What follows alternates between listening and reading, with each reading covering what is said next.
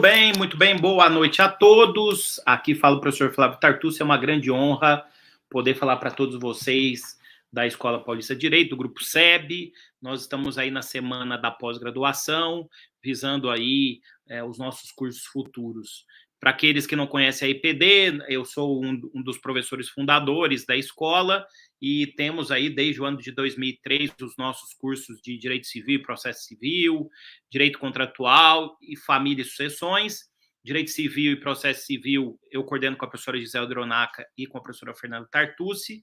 Direito Contratual e Direito de Família e das Sucessões, eu coordeno com a professora Giselda.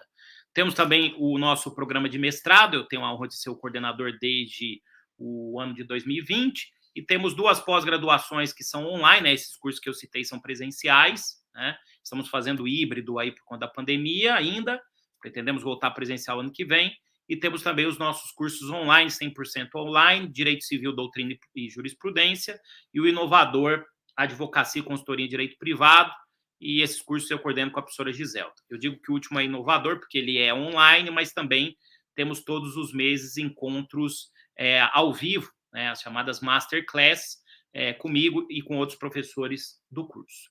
Bom, hoje eu venho aqui para conversar com os senhores e com as senhoras sobre os efeitos jurídicos da pandemia. Afinal de contas, os efeitos jurídicos dizem respeito, o direito civil e a pandemia, né? Mas os efeitos jurídicos da pandemia dizem respeito às nossas aulas, né? Que as nossas aulas e os nossos encontros estão ainda ocorrendo em sistema remoto, né? Ou no caso da IPD, aulas híbridas, temos já algumas aulas que são presenciais, né? E esperamos que ano que vem sejam 100% híbridas, né? E claro, né, que a pandemia trouxe grandes repercussões para o direito civil, digamos assim, de A a Z, todo o direito civil foi impactado, e eu venho aqui conversar com vocês sobre esses impactos.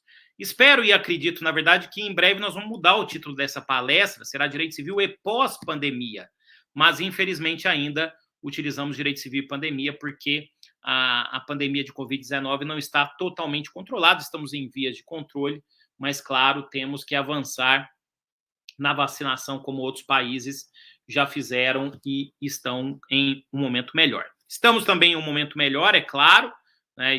Tivemos aí 2 ondas terríveis, mas, infelizmente, os efeitos jurídicos e efeitos jurídicos duros da pandemia, eles prevalecerão, eles continuarão, infelizmente, por muito tempo, e claro que o operador do direito tem que estar preparado para enfrentar toda essa problemática. Aqui eu vou procurar analisar com vocês, né, o fenômeno pandêmico, né, como ele se revelou, e vou procurar trazer algumas repercussões da pandemia para o direito civil naquilo que é o foco principal dos nossos cursos, né, especialmente família e sucessões e contratos, né, claro, civil e processo civil também. Eu vou analisar com vocês consequências pontuais para o direito das sucessões, para o direito de família, e finalizarei com o direito contratual. Muito bem, logo que começou a pandemia, eu fui um dos primeiros a alertar, até pelos meus estudos anteriores de tragédias, né? Eu sempre me interessei em leitura e em pesquisa por esses eventos trágicos, né? Eu fui um dos primeiros a alertar que teríamos uma grave pandemia e que essa crise não duraria só 15 dias ou alguns meses, como alguns pensavam, né?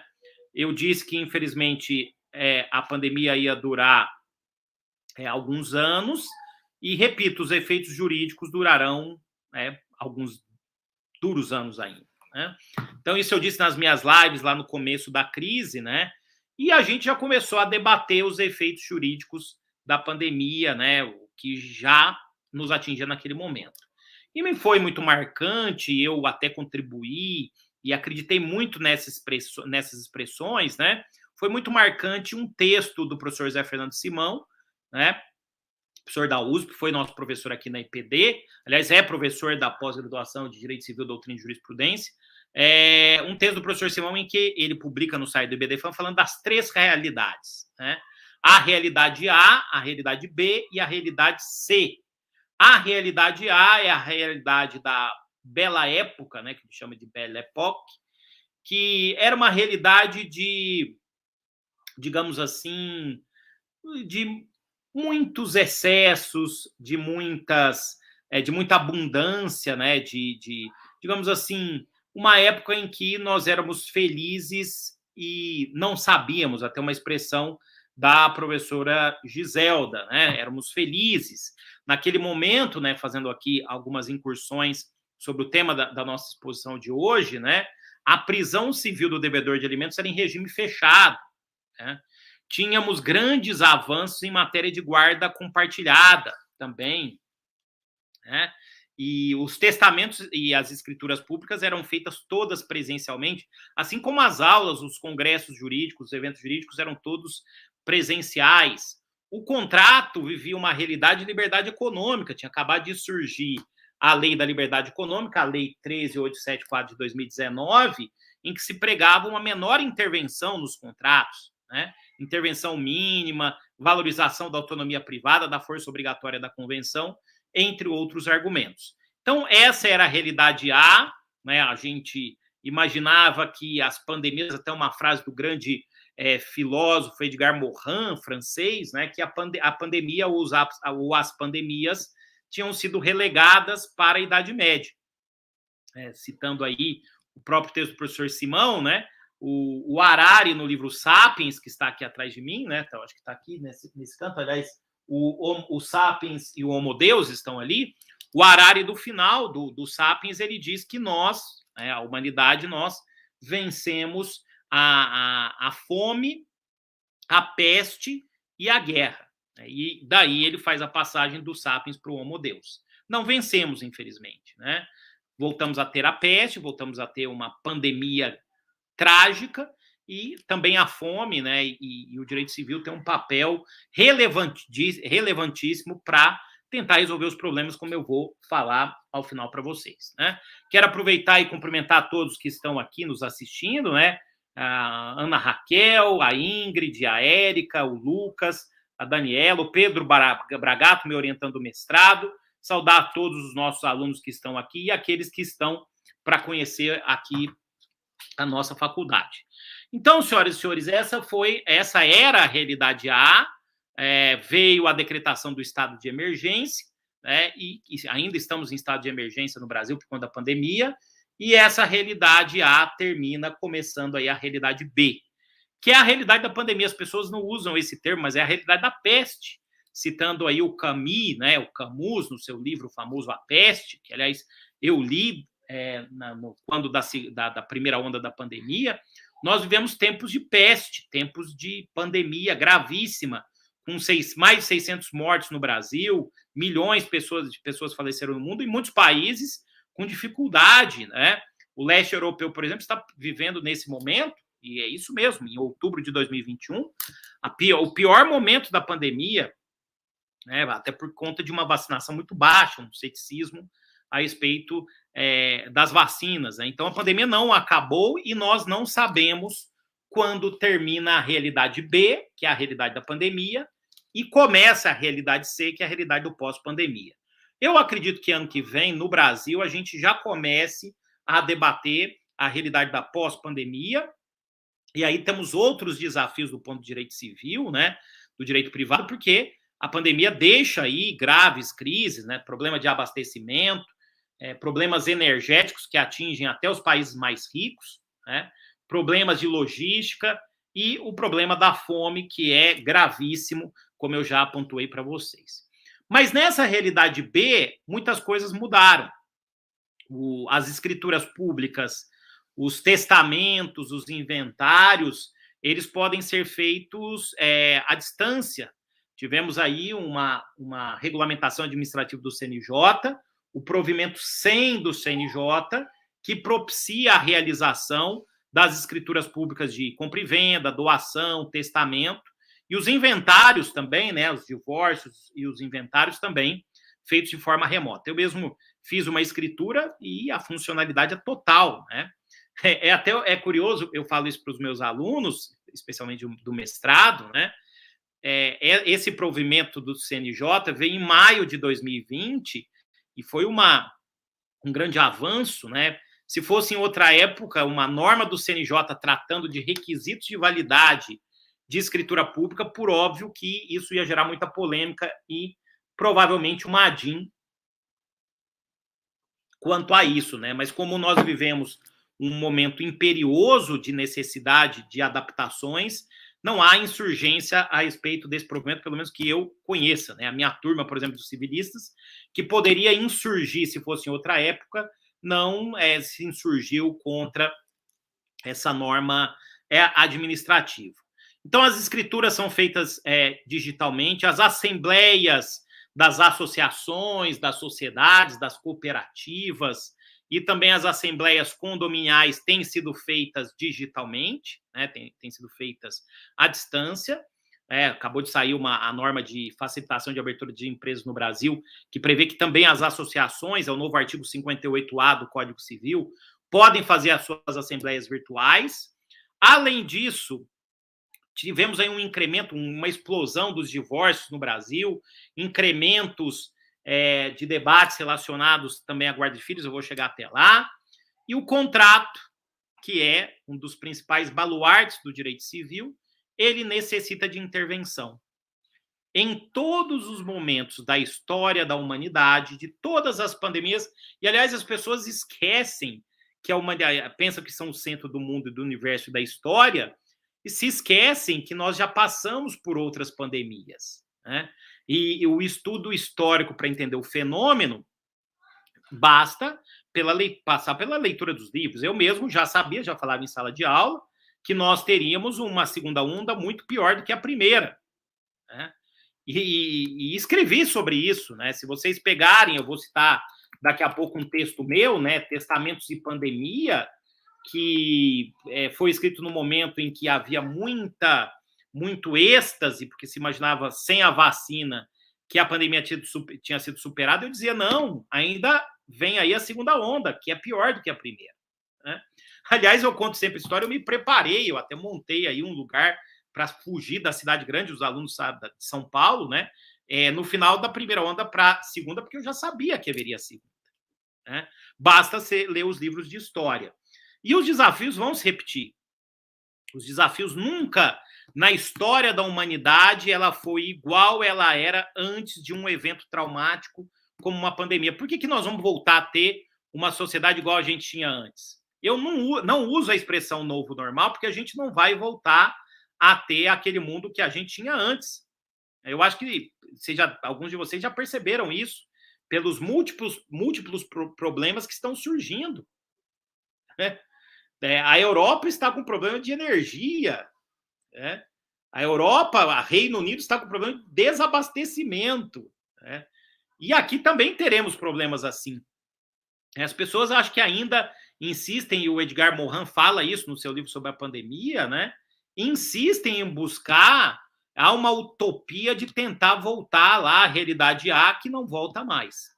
É preciso ter a consciência disso e pensar sempre naquilo que aconteceu historicamente. Nunca, repito, na história da humanidade, o mundo continuou sendo o que era depois de uma pandemia. Ele passou por profundas transformações, né? Eu até estava pensando aqui um outro exemplo. Hoje, se vocês quiserem comprar um carro novo, os senhores terão dificuldades porque faltam condutores para colocar nos automóveis, e isso também decorre de problemas gerados da pandemia, né?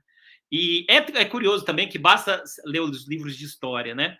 Os senhores sabem, na história da humanidade, quantas pandemias foram controladas com medicamento, não com vacina, com remédio? Vocês sabem? Nenhuma. E aí eu fico imaginando, por que agora seria, né? E ainda mais aqui no Brasil, que se pregou tanto isso, o Brasil ser referência quanto a isso para o resto do mundo. Basta ler os livros de história para saber que isso nunca tinha acontecido, né? Mas essa é a realidade B, essa realidade melancólica, né, que nós vivemos ainda, infelizmente, e que nós não sabemos quando termina ainda, né?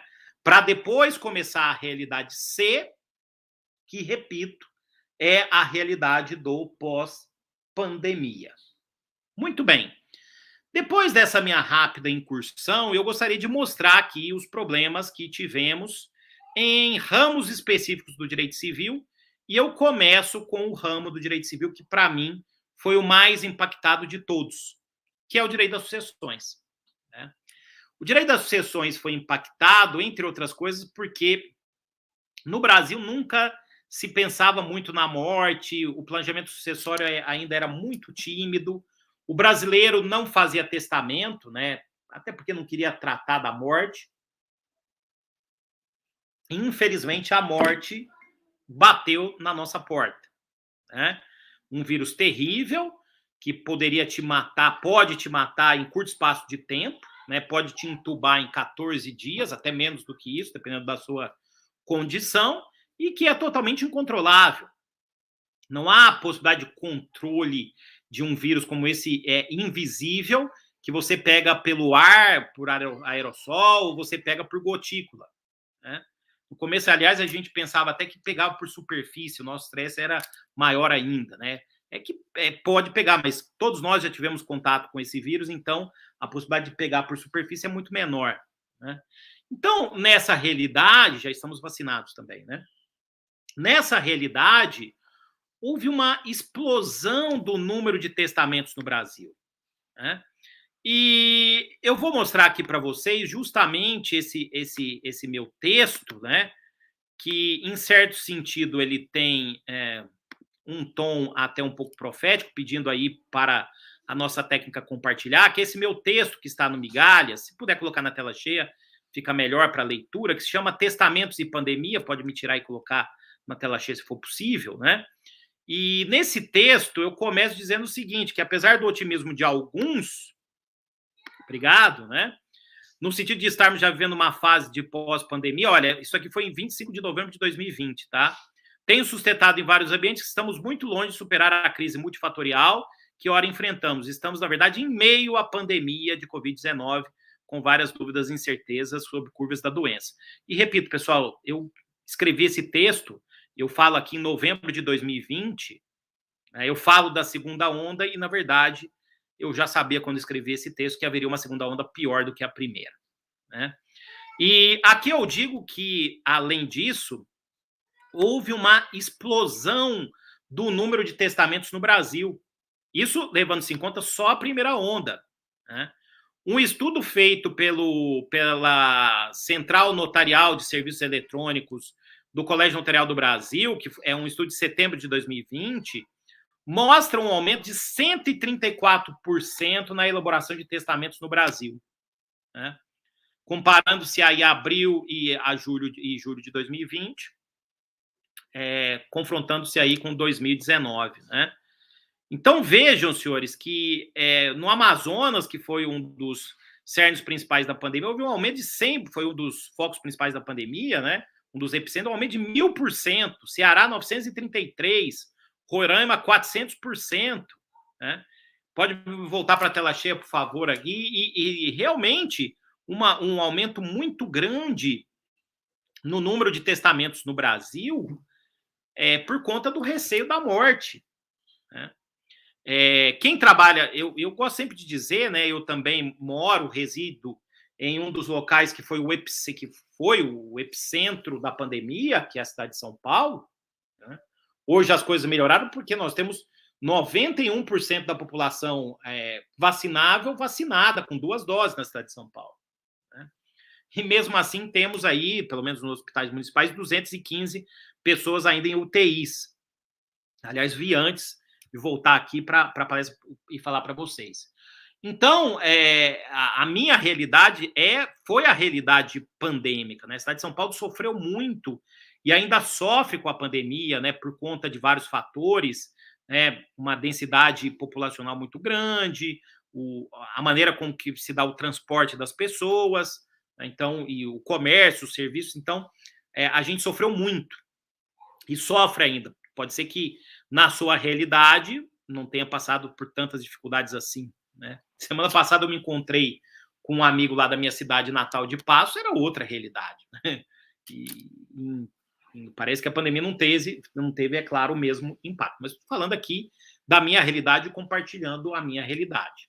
Então, houve um aumento de testamentos no Brasil, uma explosão, e não só disso, as pessoas continuam.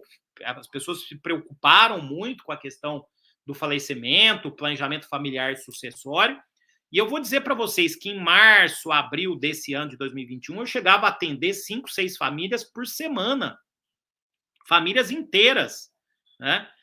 Muitos já estavam vacinados, os mais idosos, mas ainda havia preocupação e em consultas pelo Zoom, muito difíceis, né? De uma preocupação de quem ia morrer primeiro, assim, momentos que eu nunca imaginei que ia passar. E a semana inteira com aquilo. Né?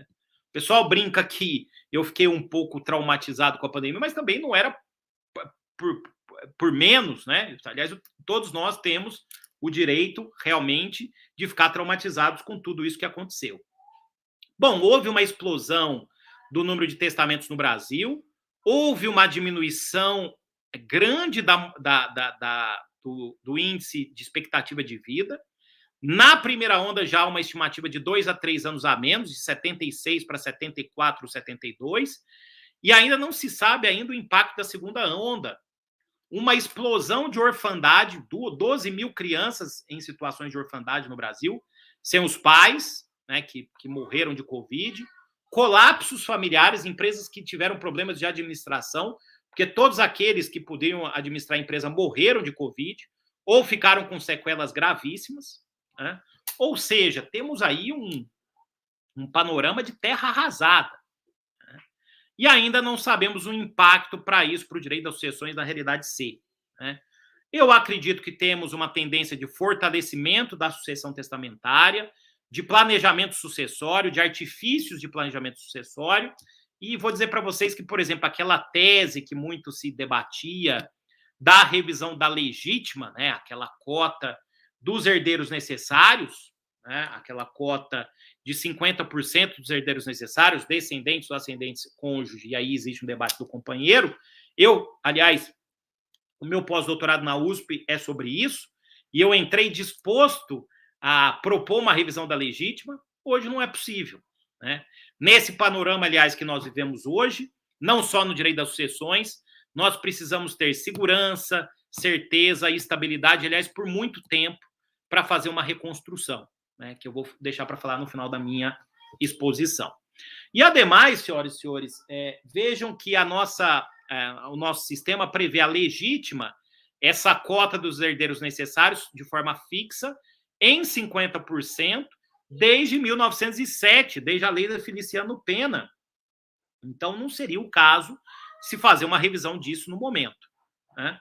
Então, o direito das sucessões me parece, por uma valorização desses mecanismos de planejamento, testamento, doações, tem o debate aí das holdings também, que eu tenho aí as minhas ressalvas, mas muita gente faz por aí. Né? O direito das sucessões me parece, dentro da realidade B, aquele que mais foi impactado, e acho que esse impacto permanece na realidade C, que é a realidade do pós-pandemia, que nós não sabemos ainda quando começa, como eu falei para vocês no início da minha exposição. Voltando um pouco nos livros do direito civil, antes do direito de sucessões, nós temos o direito de família. E como eu pontuei para vocês, o direito de família também foi muito impactado. Eu citei aqui uma explosão do aumento do número de divórcios no Brasil. Né? Aliás, os casais passaram aí por uma prova de ferro, né? Quem ficou casado ou vivendo em união estável aí na fase pandêmica passou e permanece, né? Com certeza passou aí por uma prova de fogo, né? Então, merece aí mais do que os parabéns. Tivemos uma explosão dos casos de divórcio, infelizmente também, tivemos, depois dessa brincadeira, algo trágico, né? Um aumento da violência doméstica, especialmente em momentos de isolamento social, e também tivemos repercussões para os alimentos, que eu vou destacar para vocês, e para a guarda de filhos. Né? Nos alimentos, desde que começou a pandemia lá em março de 2020, aliás, foi a minha primeira coluna no Migalhas, né? Família e Sucessões, essa mesma coluna que eu mostrei o texto, eu escrevi sobre isso, começaram a surgir as decisões a respeito da impossibilidade de prisão civil do devedor de alimentos em regime fechado. Primeira decisão do STJ da ministra Fátima Nancy Andrighi, grande ministra, aliás, uma das maiores julgadoras de direito privado do Brasil.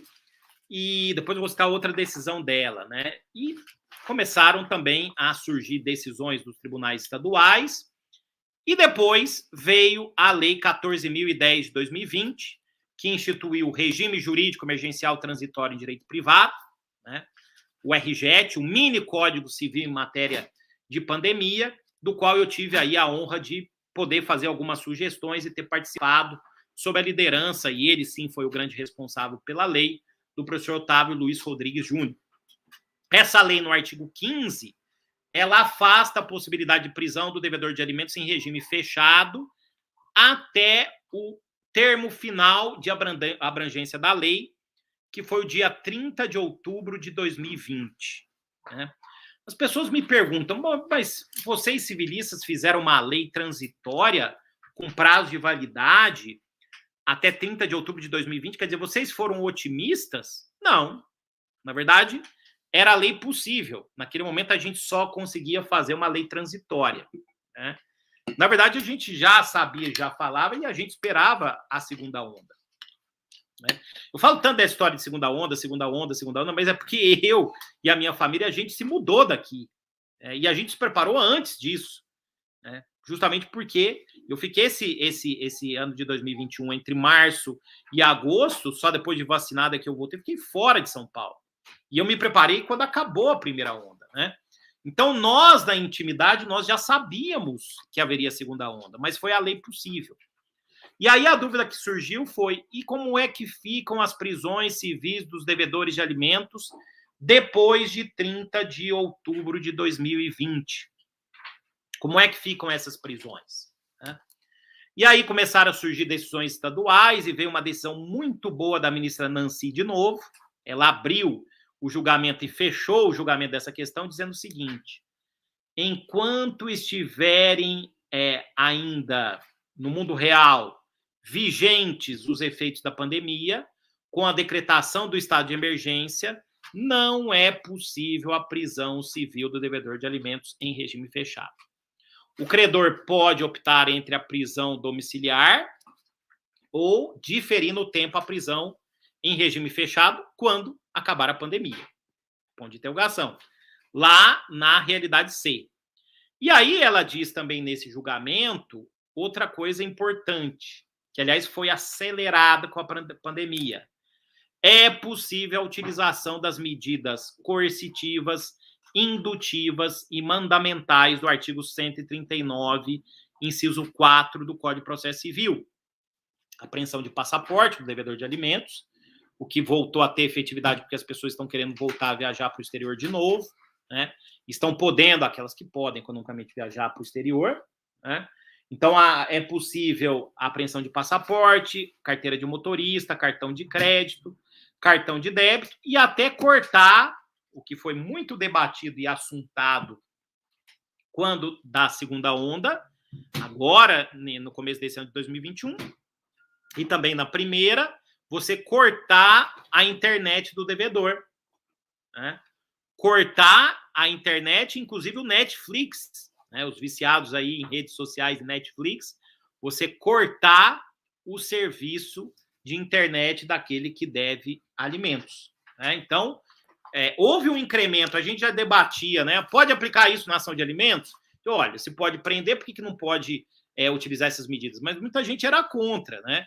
E a pandemia acabou acelerando, e acho que essas medidas coercitivas do 139, inciso 4, elas continuam na realidade C. Outro tema, direito de família, que eu sempre tenho tratado, aliás, houve uma tentativa de se colocar isso no RJET, mas a senadora Simone Tebet acabou não acolhendo proposta nesse sentido. Guarda de filhos, né? Especialmente porque nós temos que tomar decisões que são difíceis, e muito difíceis, até com o casal, com os pais juntos, né? Imagine aí com os pais separados ou divorciados e em conflito. A questão de voltar às aulas, né? Um dos temas mais difíceis durante a pandemia, imagina lá, um índice de transmissão altíssimo na grande cidade, o RT efetivo acima de 1, que, aliás, com o RT efetivo acima de 1, São Paulo hoje tem o RT efetivo em 0,83, quer dizer, algo bem tranquilo, mais tranquilo para mandar o filho para a escola, né? Mas O RT em 1,20, 1,25, quer dizer, o vírus descontrolado na cidade.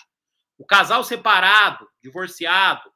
O pai quer que o filho... Um exemplo, pode ser o contrário. O pai quer que o filho volte para as aulas, a mãe não. Ou vice-versa.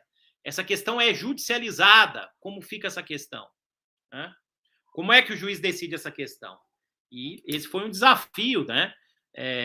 Primeiro, eu acho que o sistema de guarda, e essa era a proposta que nós fizemos para o RJET, junto com o professor Simão e o professor Bunazar, o sistema de guarda, né, ou de convivência que existia antes da pandemia, ele tem que ser mantido.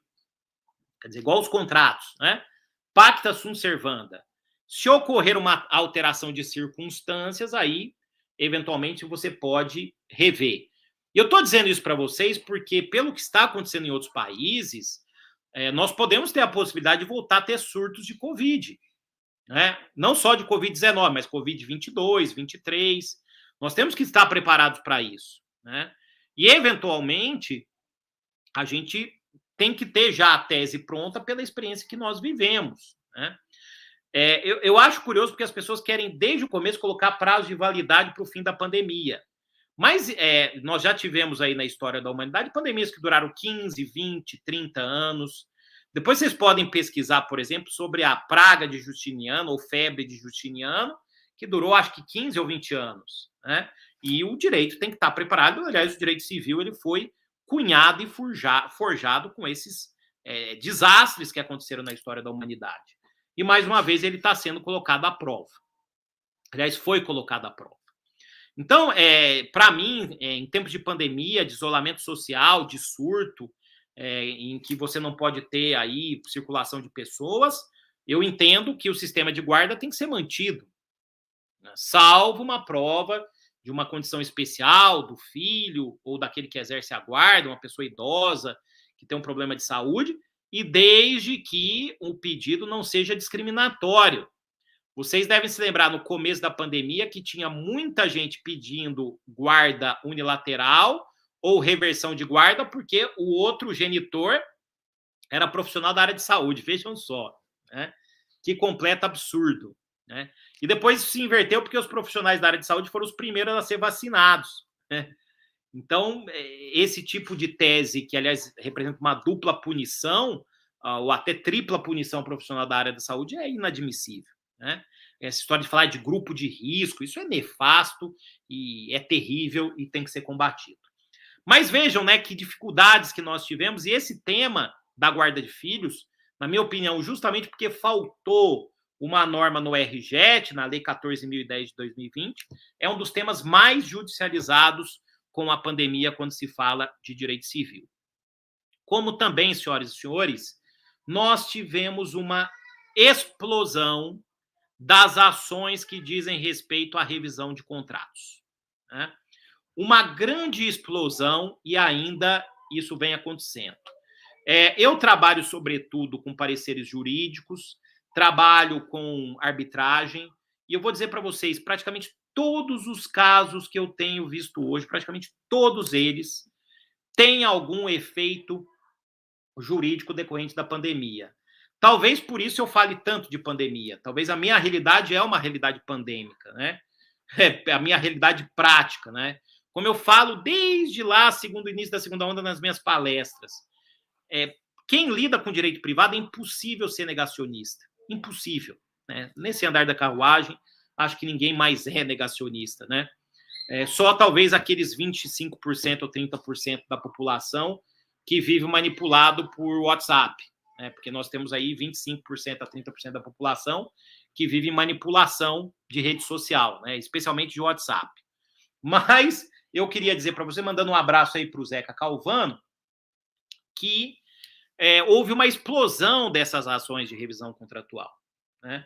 E aí, no primeiro momento, eu quero dizer para vocês o seguinte, que logo que a pandemia começou, citando aí o professor Salomão Rezedá, lá da Bahia, todo mundo queria apertar o botão vermelho do caso fortuito da força maior, do artigo 393 do Código Civil, para se ejetar do contrato, né?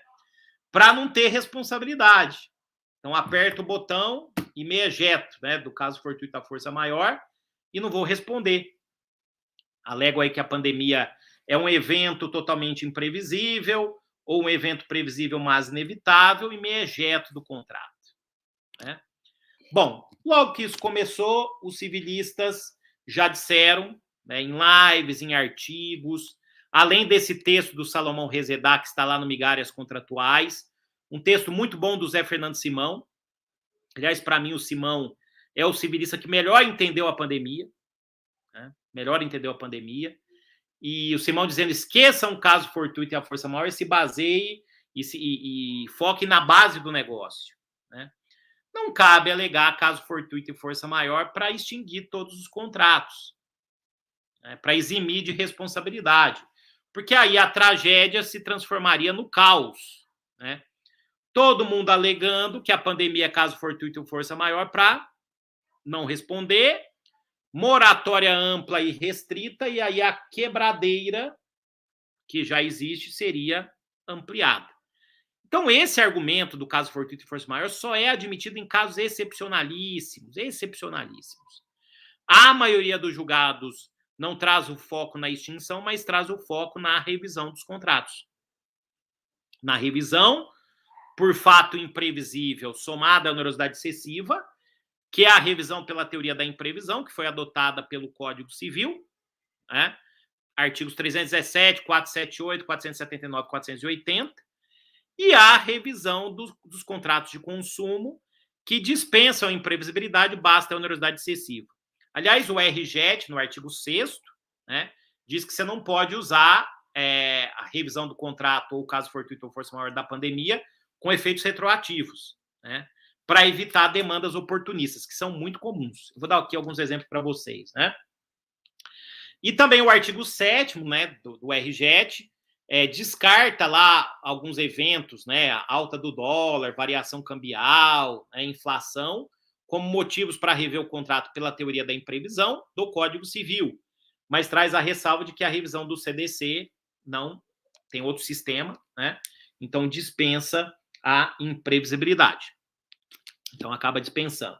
Eu estou vendo a Ingrid comentando aqui que a galera tem utilizando de má fé na pandemia, mas isso não tem colado, viu, Ingrid? Não cola isso no judiciário e não nas arbitragens. Né? Por quê? Porque as decisões judiciais e as decisões arbitrais têm dito o seguinte, que é preciso provar, tudo bem, a pandemia até pode ser uma força maior, um evento até previsível, mas inevitável, ou um evento imprevisível, para revisão do contrato até pelo Código Civil, mas é preciso provar a onerosidade excessiva. E é preciso provar que houve uma repercussão para o contrato. Isso vale para todos os contratos, né? Inclusive para os contratos de locação. Nós tentamos também colocar uma regra sobre revisão de contrato de locação, não conseguimos no RJET, e depois, né, ficou só lá aquela regra dos despejos, né? Dos despejos liminares, né, impossibilitando os despejos liminares por um tempo, e esse tema continuou sendo tão debatido, que agora veio uma nova lei, né? Veio a lei aí dos despejos, a lei de 2021, agora de outubro de 2021, que trata da impossibilidade de despejos liminares também, e traz a possibilidade, inclusive, do locatário que provar uma dificuldade, né? É a lei 14.216 de 2021, é a possibilidade do locatário que provar uma dificuldade, né? Ele pode denunciar o contrato e não pagar a multa, né? A não ser que o locatário, que aí o locador também tem uma dificuldade viva daquele imóvel, né? A nova lei é a lei do SPIN, né? Que cria lá medidas excepcionais em razão da emergência em saúde pública de importância nacional. Eu até acho que essa lei demorou para vir, né? Talvez ela venha até atrasada, porque muitos locais a retomada já ocorreu de forma forte, inclusive aqui na cidade de São Paulo. Né? Mas, de qualquer forma, vejam que curioso, porque se você não provar que houve uma repercussão para o contrato, não é possível pedir a revisão. E eu vou trazer aqui 2 exemplos. Vou trazer um exemplo de locação e eu vou trazer um exemplo do que eu vi, aí não foi judicialmente, foi uma história que eu ouvi de um amigo meu, e vou trazer um caso que eu vi em um dos pareceres. Aliás, esse é o segundo exemplo, um dos temas mais judicializados que nós temos hoje em tempos de pandemia. Muito bem. Eu falei 40 minutos aí, mas já estou passando dos 40 minutos, então vou até os 50 para depois abrir para perguntas para vocês, tá? Porque eu estou vendo que tem várias perguntas aqui. Eu já gostaria que fossem colocadas aqui para a gente debater no final. Mas voltando, o primeiro exemplo é o seguinte: tem um restaurante que eu gosto muito aqui em São Paulo, né? E eu gosto de ficar amigo do chefe, né? Porque eu admiro muito o chefe. E eu fiquei amigo do chefe, é o restaurante do chefe Meireles, o Zuco, né? Aliás, é curioso porque ali naquela área, né, a Doc Lobo, Oscar Freire, os negócios bombaram, né? Porque as pessoas deixaram de viajar para o exterior, gastar o dinheiro no exterior e gastam aqui, né? O mercado de luxo, né, mercado de alto luxo ali bombaram. Tem até uma matéria que mostra que a Oscar Freire bombou e a Augusta faliu. Não sei, faz tempo que eu não passo ali também, mas a Augusta, como trabalha com comércio popular, ela passou por tempos terríveis ali, né? Mas esse meu amigo, né, o chefe Meireles, na primeira onda eu perguntei para ele o seguinte: e aí, como vão as coisas? Como foi aí o tempo que você ficou fechado? Ele falou: ótimo. Eu falei: ótimo? Ótimo? Falou: sim. Eu montei um aplicativo meu, para não depender, um aplicativo do restaurante, né? Aliás, depois da aula, você que está em São Paulo pode entrar no aplicativo do Zuc e pedir lá um prato, né? Em homenagem, hoje é quinta-feira, o vinho está liberado já, né? Em homenagem ao chefe Meireles. E tem para grandes pratos, um dos melhores restaurantes de São Paulo. Ele falou: olha, eu peguei, montei um aplicativo meu, contratei os taxistas que estavam aqui todos ociosos e passei a fazer as entregas com eles. Meu faturamento aumentou 4, 5 vezes na primeira onda. E aí depois eu fui de novo, né, porque é aquela marca da sobrevivência, sobrevivi e voltei para o restaurante há pouco tempo. Ele montou uma cozinha central no local de aluguel baixo e agora atende toda a grande São Paulo. Quer dizer, o lucro dele agora foi para 10 vezes o que ele faturava, porque ele fatura com o restaurante e fatura no delivery. Ele pode pedir a revisão do contrato de locação do restaurante, senhoras e senhores? É claro que não, né? Porque para pedir a revisão do contrato, ele tem que mostrar, e por isso que é importante, Simão fala isso, eu falei desde o começo também, tem que abrir as contas, mostrar o impacto econômico da pandemia para o contrato. Se não abre, não há revisão, né? Eu até participei de um evento de arbitragem, né, do grande árbitro, advogado Joaquim Muniz, em julho. Ele falou: mas a empresa vai ter que abrir as contas dela para rever o contrato? Sim, senão não revê. Senão não revê.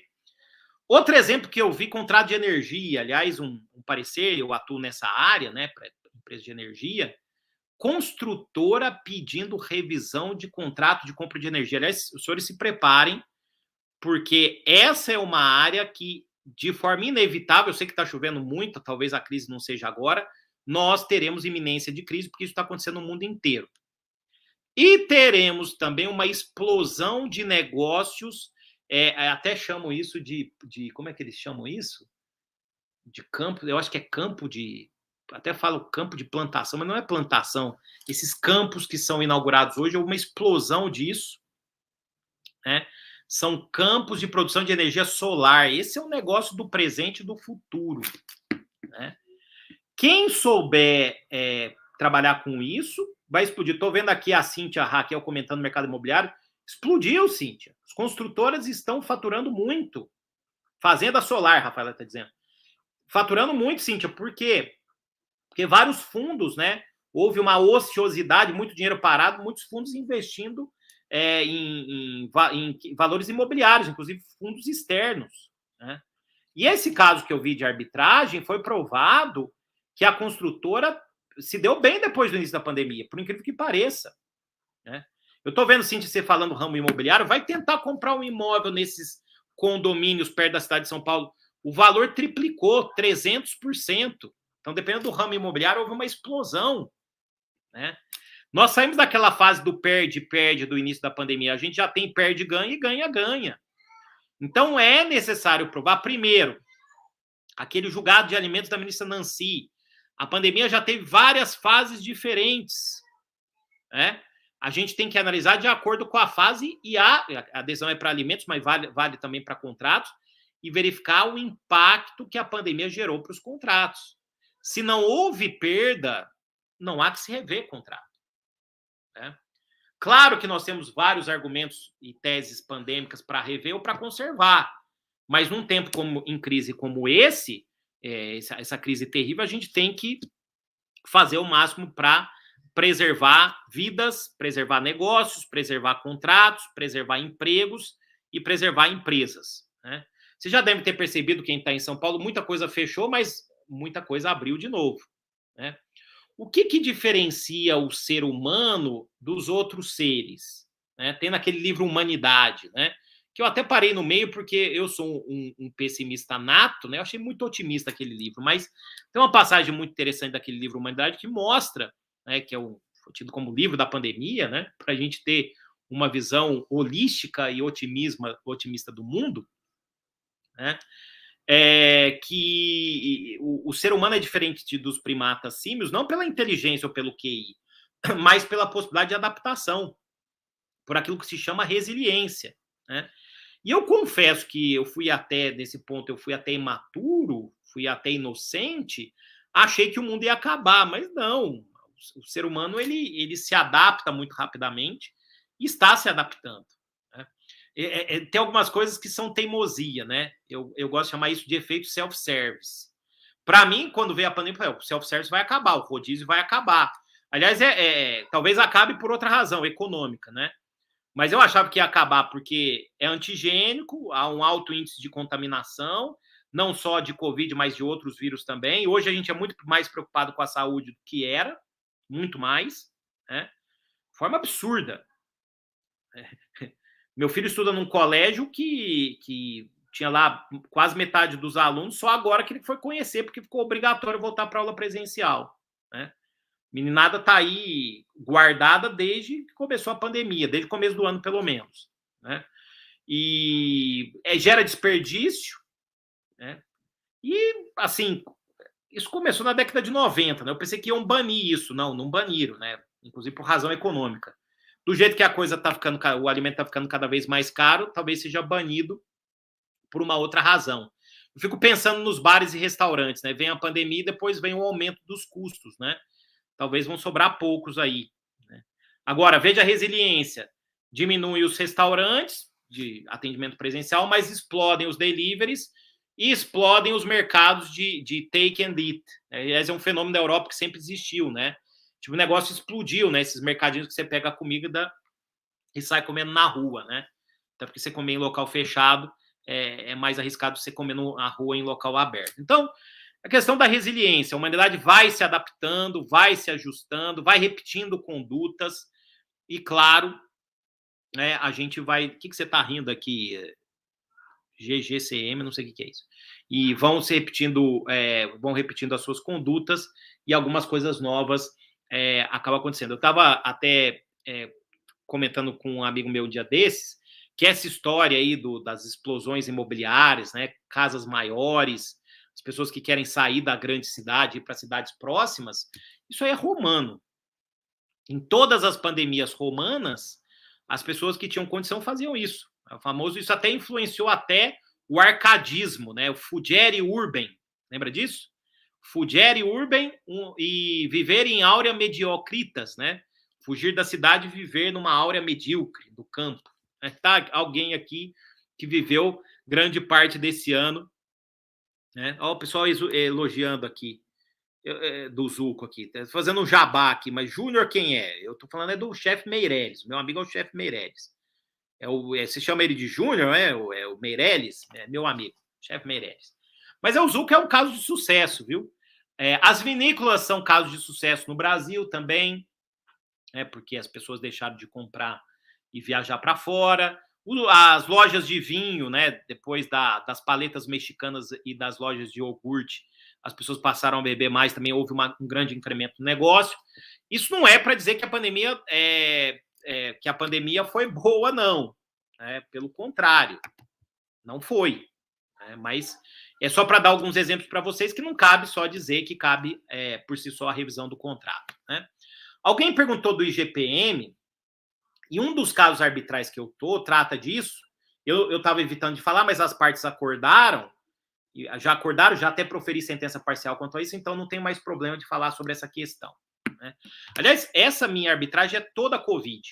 Né? É locação em um prédio que tem lá um atendimento hospitalar, envolve debate de Covid, vai fazer até uma vistoria no imóvel para ver se atende a Covid ou não, se tem segurança ou não, risco biológico, e até o árbitro anterior, infelizmente, morreu de Covid. Né? Essa questão de índice é muito complicada. Né? Tradicionalmente, não cabe alterar índice pela teoria da imprevisão. Aliás, está lá no artigo 7º do RJET. E geralmente as partes, os julgadores não gostam muito de intervir nisso. Né?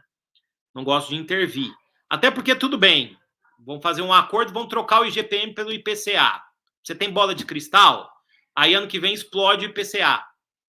Aí volta para o IGPM. Eu acho que realmente com a explosão a tendência é fazer acordo, até porque isso vai gerar uma inviabilidade, mas ficar trocando toda hora, né? Ficar trocando o índice toda hora, né? Então é algo complicado. Né?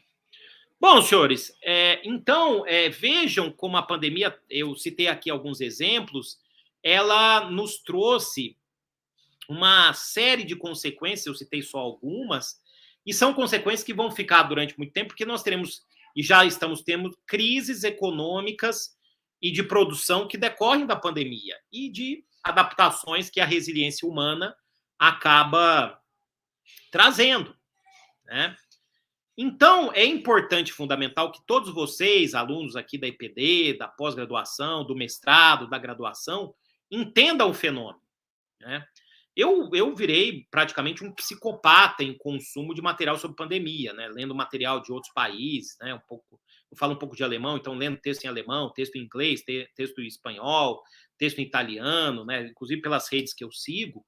Então, eu acho que eu entendi um pouco o fenômeno. Aliás, a minha atuação tem sido muito justamente sobre o tema da minha aula de hoje. E assim, por uma curiosidade, eu não sou médico, mas eu tenho um amigo meu civilista que me manda exame de anticorpos neutralizante para eu interpretar, porque o médico não soube falar. Né? E eu não sou médico. Então, eu sempre gostei muito de pesquisa, e por isso que eu escrevi tudo que escrevi. Né? Aliás, graças a isso e ao home office que eu uso desde 2009, né, que as pessoas descobriram agora. Aliás, isso aqui é minha casa, né? Isso aqui não é meu escritório, né? Isso aqui é minha casa e eu estou sempre rodeado deles, né? Os livros de direito civil. Então, eu acho o seguinte, que é importante e fundamental entender o fenômeno pandêmico. Entender o que aconteceu, o que está acontecendo e o que acontecerá. Porque a humanidade não será. Vocês, eu acho que já perceberam que a humanidade não volta para o tal do novo normal. Vai ser novo, não novo normal. Né? Eu não uso essa expressão. Até porque ter pandemia também é normal na história da humanidade. As pessoas que não estavam bem acostumadas a isso. E por isso que existe essa pressa de resolver tudo logo. Né? Vocês já perceberam também que não é bem assim. Né? E, no final das contas, eu acho que é fundamental entender a pandemia. Quem entender vai conseguir resolver os problemas, que é a vocação natural do direito civil. O civilista está na fase da terra, o privatista, para resolver problemas das pessoas. Há mais de 2.000 anos. Aliás, antes de vários outros istas, né, que eu já vi sumir e desaparecer. Então, nós temos um grande desafio. Eu gosto muito de um livro, e geralmente eu encerro essa minha palestra, que eu já proferi para várias faculdades, agora estou proferindo para a faculdade onde eu leciono e onde eu coordeno os cursos. Né? Existe um livro que eu gosto bastante, eu sei que tem vários alunos da graduação assistindo, que é um livro de um grande advogado, amigo, o doutor José Roberto Castro Neves. Está aqui, eu tenho acho que 3 ou 4 versões desse livro. Eu tenho ele aqui. Tenho lá na minha casa do Guarujá, né, onde eu fiz o Fugere Urban. Sempre quando eu falo por lá também, geralmente no final de semana eu estou lá, ou feriado eu mostro, ou fico algumas temporadas, como os advogados salvaram o mundo. Né? Na história da humanidade, todos os grandes desafios, ele mostra isso no livro, os advogados atuaram, quer dizer, as pessoas da área jurídica. Né? Então, por óbvio que nós vamos ter que salvar de novo. Eu estou aqui em São Paulo, no centro da cidade de São Paulo, no último andar, olhando aqui em volta, né, essa linda cidade que foi construída pela civilização. E o direito civil, com seus ícones principais, contribuiu muito para essa construção. Com a propriedade privada, o contrato, a empresa, a família ou as famílias e as sucessões, que são os grandes ícones do direito privado. Então, nós temos um desafio. Nós temos um desafio aqui nosso, quem está me vendo de São Paulo, que é reconstruir a cidade de São Paulo. Vão lá no centro para ver, vão lá no Largo de São Francisco, onde eu tenho minha alma mater acadêmica, ver como está a situação. Nós vamos ter que reconstruir isso. Nós vamos ter que reconstruir a cidade de São Paulo. Nós vamos ter que reconstruir o estado de São Paulo. Nós vamos ter que reconstruir o Brasil e reconstruir o mundo. Porque sempre foi assim na história. Então, nós temos um papel determinante nessa reconstrução e, para tanto, é preciso estar bem preparado, é preciso voltar a estudar para entender o fenômeno e acreditar mais nisso que está aqui. Porque eu acertei as previsões pelos livros. Não foi pelas mensagens da minha tia-avó no WhatsApp. Aliás, acreditem mais nos livros e não acreditem em nada que vem pelo WhatsApp. Aliás, o dilema das redes denunciou isso ano passado, tudo isso que está acontecendo. Como eu disse aqui, 25% a 30% da população, acho que não é só no Brasil, no mundo, vive numa matrix. Num mundo que não é mundo real. Isso não é admitido para nós. Né? Como eu disse, em Passos, minha terra natal, eu tenho falado isso em todos os lugares. Aliás, eu vou falar para Passos segunda-feira online, né? Mas foi uma das minhas últimas visitas presenciais, à Faculdade de Direito de Passos, lá na minha terra natal. Imagina a satisfação de um caipira como eu que saiu de lá e hoje tem a oportunidade, graças aos livros, de falar para o Brasil inteiro, inclusive para vocês aqui da minha casa. Hoje de manhã eu falei no CONAD da Universidade de Tiradentes, hoje à tarde, um evento lá com 5.000 pessoas. Não se forma jurista com Netflix nem com rede social. Vocês estão perdendo tempo. Jurista se forma com livros, com testa no texto, com estudo de graduação, de pós-graduação, de mestrado. Aliás, o estudo não acaba nunca. Não seja um alienado, não viva na Matrix. Nós temos um desafio enorme, nós temos que salvar o mundo mais uma vez. Nós não temos aparelhos médicos, nós não temos bisturi, nós não sabemos entubar as pessoas, mas nós temos uma outra missão, que é a missão de reconstrução. Acreditem mais naquilo que vai te colocar longe, que é a leitura, o estudo, a dedicação. Muito obrigado a todos, foi uma honra falar a vocês, e eu peço aí para a nossa técnica colocar aí as perguntas, que eu vou ter o maior prazer. Eu falei que ia falar assim, eu já estou chegando em 1 hora, e sobre essa questão dos efeitos da pandemia eu poderia falar aqui muito mais tempo, mas eu quero ouvir as perguntas de vocês. Muito obrigado, foi uma grande honra falar essa minha palestra, Direito Civil e Pandemia, na minha casa acadêmica, na EPD, onde eu tenho já há muito tempo a honra de coordenar a especialização e agora também o mestrado, cumprimentando todos os nossos alunos. Muito bem, vamos lá para as perguntas. O Francisco está dizendo que tem um delay aqui, eu vou esperar então chegar. Já estou vendo aí a manifestação de vocês. Obrigado a todos e vamos às perguntas, pedindo aí para o Francisco colocar, que eu vou ter o prazer de responder. Obrigado.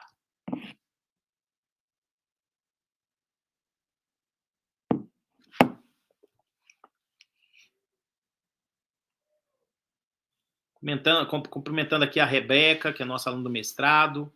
Deixa eu ver se eu já consigo pegar aqui algumas.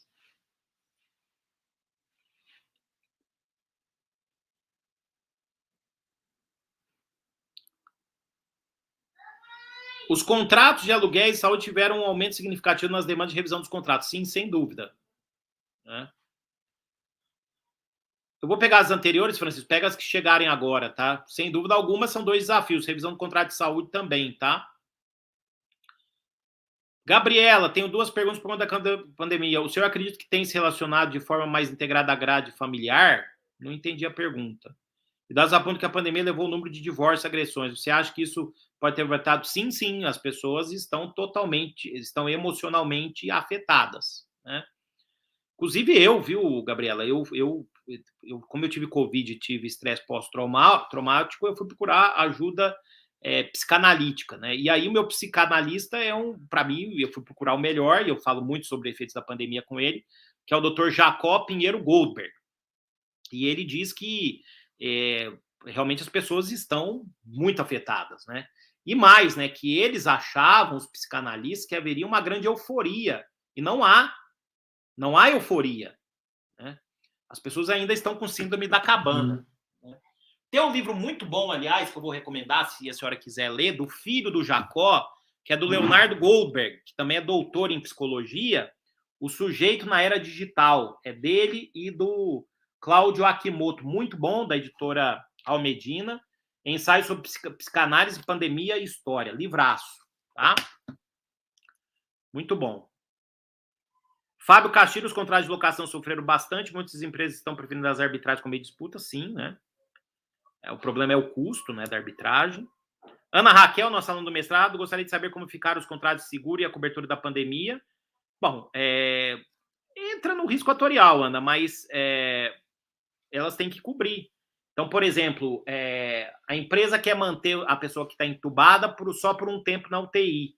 Já tinha uma súmula do STJ 302 que dizia que anula a cláusula que limita no tempo a internação do segurado. Né? Fabiana, conheci pessoas que deixaram de cumprir com os pagamentos de aluguéis, alegando o fato da pandemia, sendo que muito bem antes já não estavam sendo recebidos. Não cabe, isso é demanda oportunista, né? Professor, sobre IGPM já comentei. GGCM está dizendo que também pensou que o mundo ia acabar. A Júlia Delban dizendo que a desigualdade social, sim, infelizmente, será violenta, não só no Brasil, no mundo inteiro. Essa questão de adaptação de diferença de classe, eu não sei, Juliana, eu não trabalho com essas questões de políticas públicas, né? Eu sou privatista, mas a senhora tem razão, quem se adaptou é quem tinha melhores condições financeiras, né? Você tem razão. Pessoal aqui elogiando, muito obrigado. Obrigado, Jaqueline, obrigado a todos.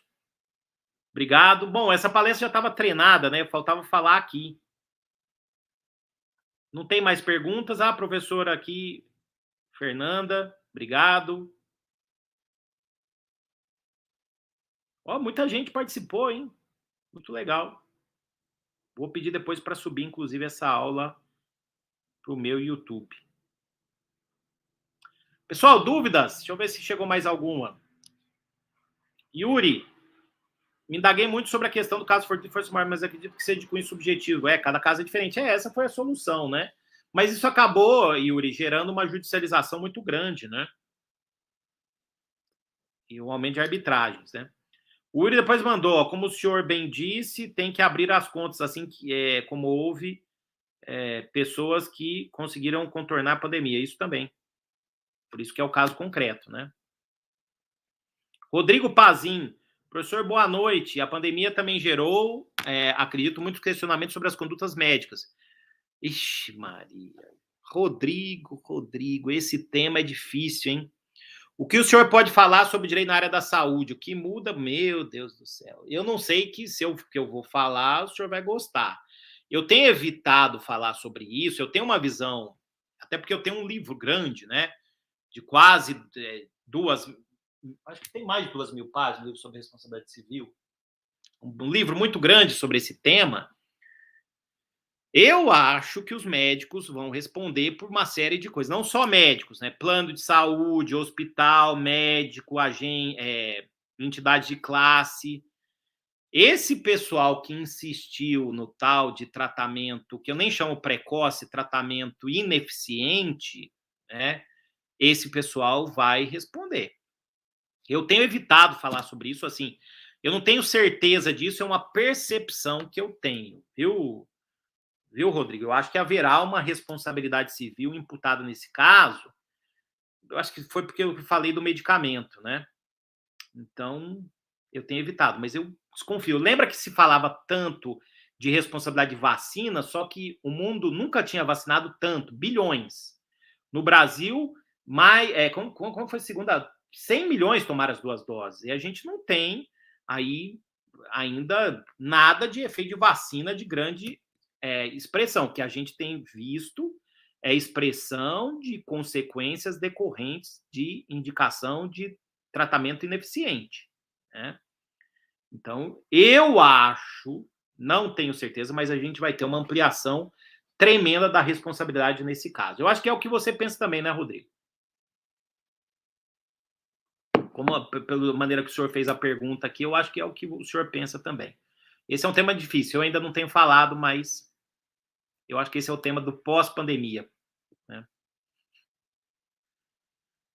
Os transportadores, então, esse é o problema, né? Os transportadores de combustível pararam totalmente. Mas aí a própria Petrobras já disse que não vai conseguir atender a demanda de novembro, viu, Samuel? Nós vamos ter outros problemas aí. É isso que eu estou dizendo, não acaba com a pandemia, existem as consequências jurídicas dela, né? E por isso que tem que entender o fenômeno. Eu vejo muita gente que não fala do assunto, isso é negacionismo. Falando os mesmos temas que falavam antes da pandemia, o mundo é outro. E não é normal, não é novo normal. É outro mundo.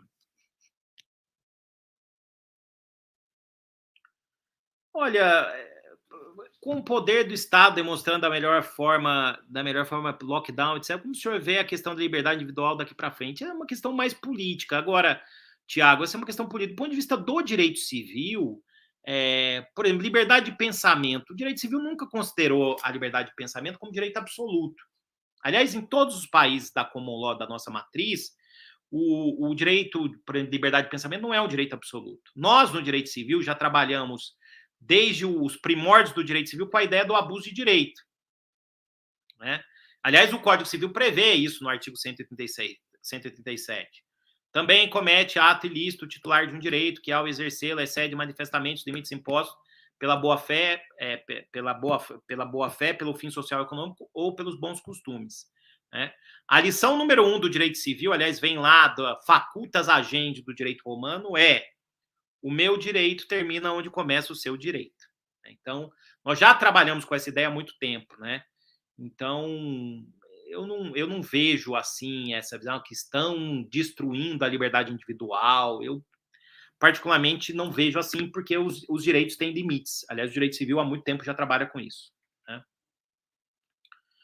Passaporte vacinal, vou falar do ponto de vista do direito privado, né? Que é a minha área. Os privados podem exigir passaporte vacinal. O Estado eu deixo para o professor de direito constitucional debater, mas se eu quiser, por exemplo, de forma justificada, está no artigo 39 do CDC, né? Só atender no meu restaurante quem tomou vacina, eu posso.